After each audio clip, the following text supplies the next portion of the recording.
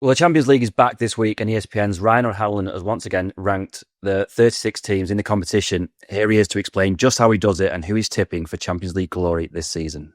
Yeah, so every year for the past 4 years, I've taken on the impossible task of ranking every team that's in the Champions League group stages, or what we now know as the league phase. And I do that by watching every game in the Kazakhstan Premier League, every game in the Cypriot Premier League. I'm kidding, I don't do that. I use the betting odds as a general guideline for where to sort of tier out each team's. The betting odds are not good to make money off of, but they're a good way to actually project what's going to happen. So I start there. Then I look at the transfer market values of each team just to get a general sense of the talent level of everyone. And then after that, I use something called the club ELO ratings, which comes from chess. Essentially, each game a team plays, they get awarded points or subtracted points based on how much they win by, who they're playing, where the game is, and it just gets updated and updated over time. So they have a long track record going back basically since club soccer ever started. And it's nice because it's purely results based, and it takes into account league difficulty, opponent difficulty, and all of that stuff. And then after that, I just pick based on what rankings I think will make fans the most mad. It's interesting. I expected PSG to be clear favorites to win the Champions League this year, given that they beat Liverpool, beat Arsenal last year, and then famously won 5-0 in the final against Inter Milan. But they're actually sort of like a joint favorite with Liverpool, Barcelona, and Arsenal. In some places, betting odds have them as the fourth favorite. But to me, they should be number one, just because, one, we've seen them do it. Two, it's a young team with a lot of the players who have already done it, potentially getting even better. And then I think PSG, there's just way fewer question marks than some of the other top teams. They're fantastic going forward, fantastic defensively. They can press as good as anyone other than probably Barcelona. All the other teams, Barcelona maybe a little more lopsided offensively versus defensively. Liverpool is the same thing, and also Liverpool just have a lot of new players and really have not played a single good game yet from start to finish this season. And then Arsenal, I think, have the fewest question marks, but I don't think Arsenal have the same high end, I guess, that those three other teams do. So PSG, we've seen them be an incredibly dominant team in Europe, and they're going to have the same team this year. So it seemed like an obvious choice for me to put them number one. Well, joining us to go through Ryan's picks is our Madrid correspondent, Alex Kirkland. Obviously, there's no Real Madrid in his top four, but PSG, Barcelona, Liverpool, and Arsenal. Have you got any complaints with that, Alex, as his top four? I mean, Madridistas will be fuming. Obviously, I should say, by the way, I'm here at Valdebebas, Real Madrid's training grounds. If there's a bit of background noise and a bit of wobble on my camera as well, the team are training right now, actually, as we speak, out of their first game against Marseille. Look, I mean, obviously the perception here is that Real Madrid are always either favourites or among the favourites for any competition. But I think it's legitimate to say that there are a lot of question marks about this Real Madrid team.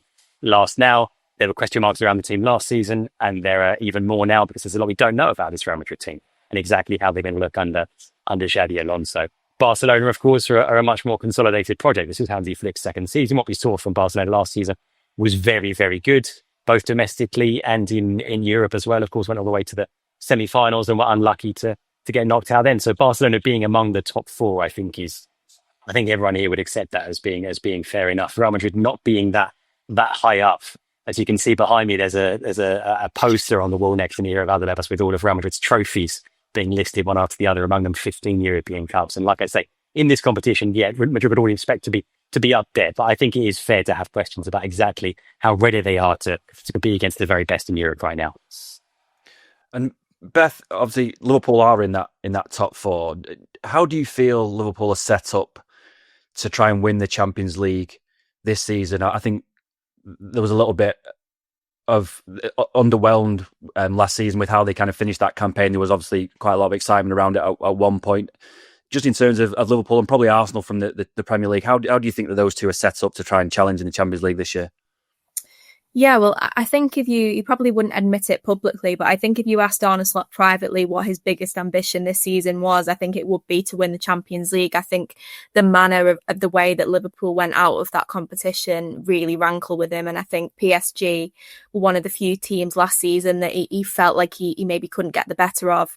I know obviously they beat them 1-0 away from home, but it was such a smash and grab. I was there at the Parc des Princes that night, and it was, Harvey Elliott scores this late goal after a heroic goalkeeping display from Alisson Becker. And, Liverpool didn't deserve anything from that game. PSG were phenomenal that night. And then they got their revenge, obviously, by winning 1-0 at Anfield and then winning on penalties. And I think I think it will be interesting this season because Liverpool last season and everyone last season really didn't know how the league phase really worked. They didn't know sort of what benefit you would get from finishing, top of the league. Liverpool obviously did that, and their reward for that was getting PSG in the round of 16. So, I think this season we will see a lot of teams, Liverpool included, maybe put in less pressure on some of these league phase games. But I think Liverpool are in good shape. I think, as Ryan said, it's still, there's so many unknowns around Liverpool at the moment, despite the fact that they're top of the Premier League, having won all 4 games. There's players still bedding in. We're still yet to see the best of Florian Wirtz. Alexander Isak, obviously yet to make his debut.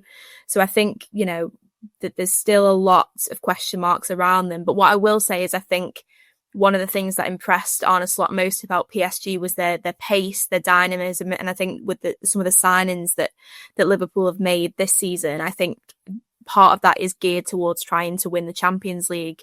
I think for Arsenal, I think they are so solid. I think that's probably the word that maybe describes them best. When you see them in the Premier League week in, week out, you very rarely feel like they're getting battered. You very rarely feel like they're having to really hang on in games. They seem at the back so sort of serene at times, but I do think they maybe lack that slight bit of X factor. And yeah, I suppose it's the PSG thing as well. Before last season, it was being levelled at them constantly. Well, can they go on and win the European Cup because they've not done it before? And it's the same for Arsenal. So I think until Arsenal win it, then I think they'll always be sort of on a rung below the likes of Liverpool, the likes of Barcelona, the likes of Real Madrid.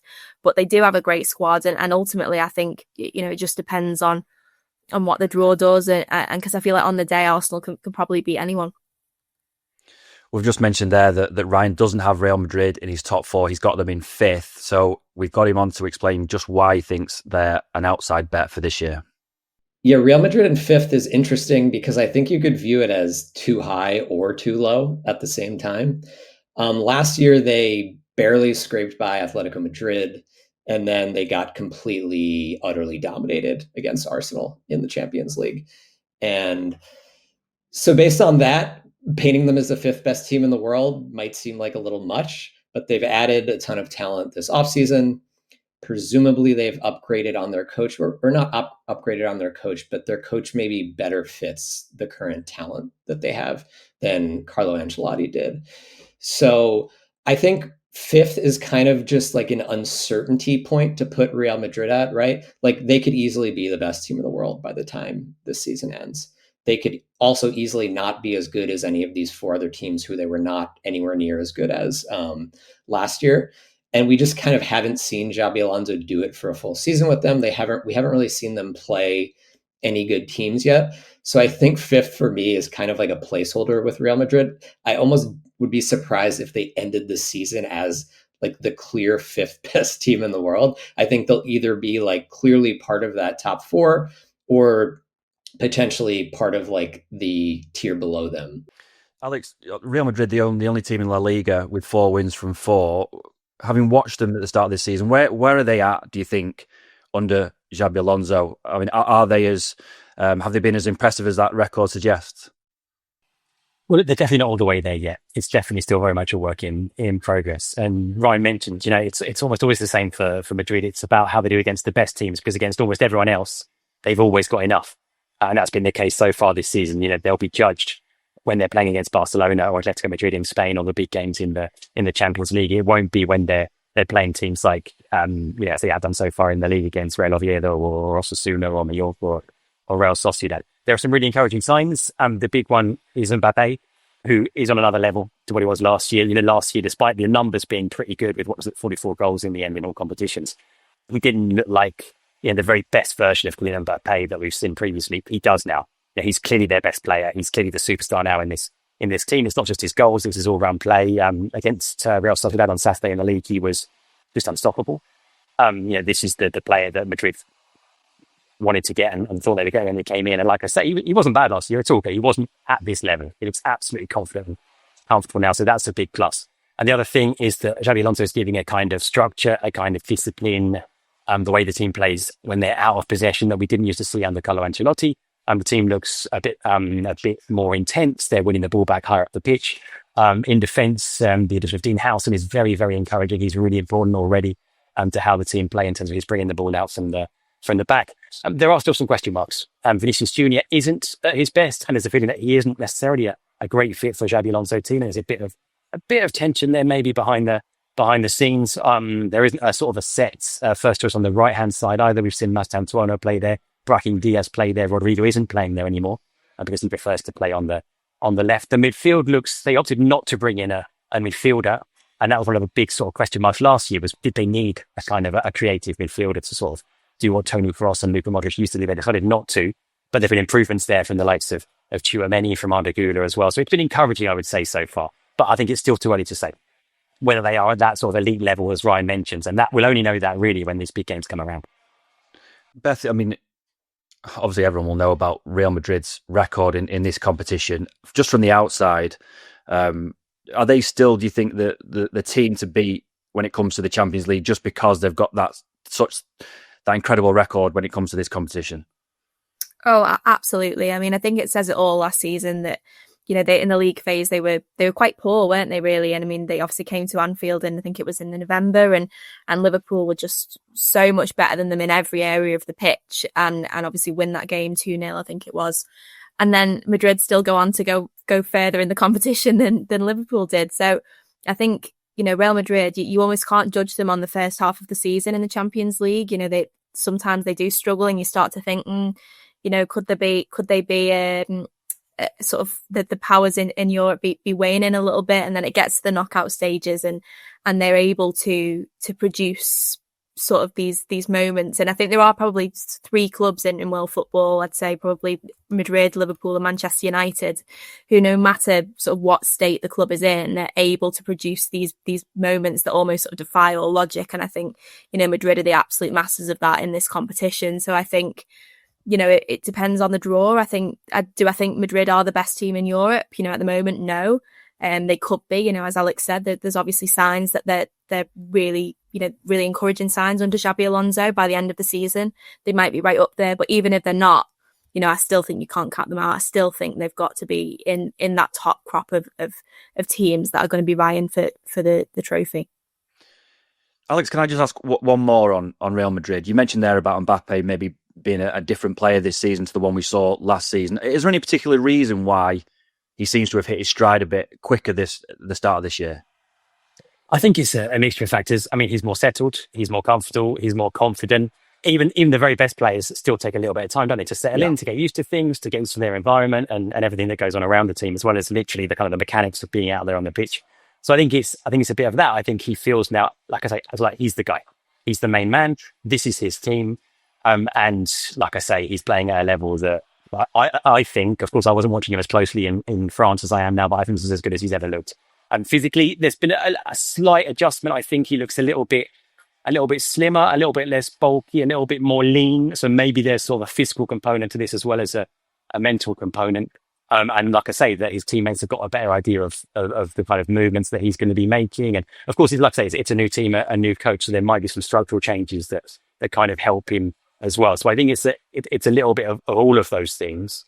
But yeah, like I say, the way he's been playing so far, he looks like certainly the best on forward in Spain, one of the very best in the world. And he's got this kind of hunger, right? And this desire to, of course, it had just happened. They left PSG, and what happened? They went and won the Champions League. So I think he feels as well like there's a bit of pressure on him to prove this was, this move that was so long coming was the right one, and that he's come to the base where he is more likely to win these kind of trophies than at PSG, even if last season suggested the opposite is the case. So I think there is a bit of a point to prove factor as well. So yeah, take all that together, as a whole. And like I say, I think he is, if they're going to do something in the Champions League, it'll be because of him more than anything else. Well, outside the top five, Ryan has got Bayern in sixth, Man City in seventh, Chelsea in eighth. So here he is again talking about why he thinks those teams are realistic contenders. Yeah, so beyond the top five, I don't have a ton of confidence in any of these three teams. Would I be surprised if any of them won the Champions League? I don't think so, including Chelsea, who are, technically the greatest team in the world and will be for the next 4 years as they get to wear the Club World Cup patch. But so in terms of ordering those three, I think with Bayern, we're at a point where they're basically like what PSG were in the past, where like as dominant as they are in the Bundesliga, it just doesn't matter. Like we have to see them do it in the Champions League, and they've underperformed the Champions League recently. Vincent Kompany kind of plays a style that is very much premised on the fact that his team will have more talent than everyone else, which they don't have in the Champions League. But that being said, I think Bayern probably have more talent right now across the squad than City and Chelsea do. City have been very vulnerable in transition so far this season. They've obviously lost their two of their first three games, despite just beating Manchester United rather easily in the Manchester Derby. That actually didn't have any effect on how I think they're going to do in the Champions League, shockingly. And then with Chelsea, I think their defensive talent is maybe not what you would want for a team that's going to be kind of part of this top group. And then we also just haven't seen some of their attackers like Joao Pedro and Esteval. They've both been quite good to start the season, but we haven't really seen them play at like a Champions League winning level yet. So despite me having reservations about Bayern's approach being able to like take on all of the top teams, I think right now, if they played on a neutral field, I would take Bayern over City. And funnily enough, Bayern will be playing Chelsea this week. So we'll kind of get an answer maybe to some of these questions right away. Rob, obviously Ryan there has sort of put City outside of that top group. And it's quite a unique thing for City this season, because so often they go into the season as favourites, among the favourites for every competition that they're in. Do you feel like that's a fair assessment? Would you say that City are probably just in that rung below the favourite teams this season? Yeah, I mean, I think having them outside the top five is probably fair enough. They're coming off the back of a really disappointing season last year. I think there's still quite a lot of questions about what they're going to be this year after the first couple of games of the season. They've had some good results like against Man United and Wolves. They've had some bad ones against Tottenham and Brighton. So they are a little bit of an unknown quantity. The only thing I would say is that if you're looking at, I mean, it sounds daft talking about City as a dark horse for a competition. But if there is a team that could kind of come out of maybe the rung below and possibly win it, I would have City right up there. Obviously, Pep Guardiola has been there and done it. They've still got one of the best goal scorers in the world in Erling Haaland, who seems to score goals whether the team is playing well or not. It's massive if they can get Rodri back. They've got Donnarumma in goal now, who obviously was part of the PSG team that won it last year. And even last season, right in the middle of the season where City just weren't playing well, they had a lot of injuries, they were getting beaten sort of almost every week. You still had that feeling that if they turned it on in particular games, they could still get quite far in the Champions League. And even, in the end, they went out to Real Madrid. But in that first leg at the Etihad Stadium, they played really, really well for periods. And you did think that, maybe that tie at different points was there for the taking. And if they'd got through that, what could they have gone on to achieve? So it's one of those. I think that if there are other clubs around Europe looking at teams who they don't really want to play, City would certainly be one of those, particularly if they can get into sort of the quarterfinals, semi-finals. I still think City have enough to be considered genuine Champions League winners. But Ryan is probably right. They do appear on paper to be a rung below the likes of PSG, Barcelona, probably even in Liverpool in terms of Premier League rivals. So while it wouldn't be a massive surprise if they went and did quite well in the Champions League, I still think that they're too much of an unknown quantity this year to kind of put your house on them or anything like that. Yeah, and Alex, obviously, just from an outside perspective looking in, the fixture this week, probably the marquee fixture is Bayern Chelsea. And do you agree with Ryan's assessment of them two teams there? Do you think they will be threatening to, if they came up against Real Madrid, would you be concerned about either of those teams? Concerned, yes, but I think that's probably more just because, like I say, about the uncertainties that we've got about so many aspects of this Real Madrid team right now. I think I'd probably still back Real Madrid to go to compete, at least compete, and probably to beat either of those teams. I more or less I'd agree with Ryan. I think they're in sort of the second rung of contenders. But yeah, I'd back Madrid against them. In terms of the other Spanish teams, I mean, the other one that's interesting to me, of course, being here in Madrid, is Atletico Madrid. They talk about sort of projects that we're not quite sure about. They've brought in, I think it was 7 or 8 players over the summer, rebuilding this squad once again. There's already been a bit of pressure here on Diego Simeone domestically because they didn't get a win in their first 3 league games. They got one at the weekend in a big game against another Champions League side in Villarreal. But again, I just think we don't know quite where Atletico Madrid are right now, and I wouldn't rank them with any of the teams that we discussed so far because, like I say, they've got all these new players, some good players as well, some players that should make them stronger. But what we've seen in recent years is Atletico not being a million miles away, but then coming up short against the best teams. Even if last season, of course, it was a bit of bad luck with that Julian Alvarez slip in the penalty shootout against Real Madrid. So in terms of the Spanish sides, for me, it's Barca out in front, Madrid, and then the others, Athletic and Villarreal, I think, quite some way further down.